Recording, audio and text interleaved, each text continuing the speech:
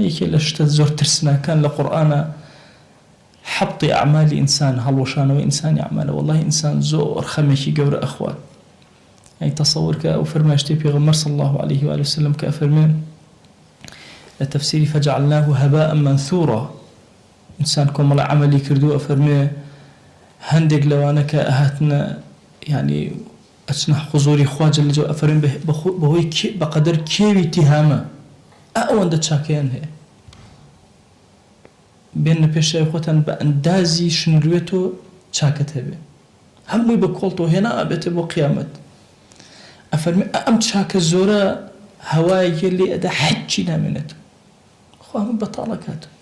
يعني أوهم كردو تشاكي كسيكو كردو أيها ولا دسي بدا. أفرمي معاوية رضي الله رحمة الله زو قريا خو لهندي الروايات أفرمي هيانا لما أنا الشهيد بو شهيد الله يا ربي خويا قاتلت لأجلك حتى استشهدت هو أنا من جهاد كده حتى أكون شهيد بو كذبت ولكنك قاتلت لأي يقال لك جريء ويقتالك ولا بيناوي بيغلم بخوا بيا أزاي بخوا دم خوشة بخوا باري باجة بخش اللي بيناوي خوا لبر خلق نقل لبر خوا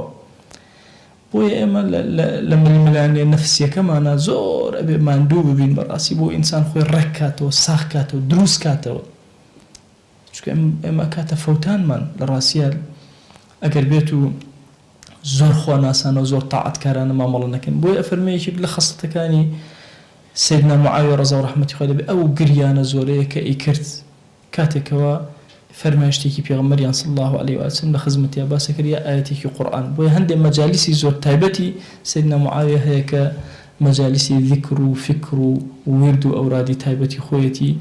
لقلبوني أوهم دصلات وأوهم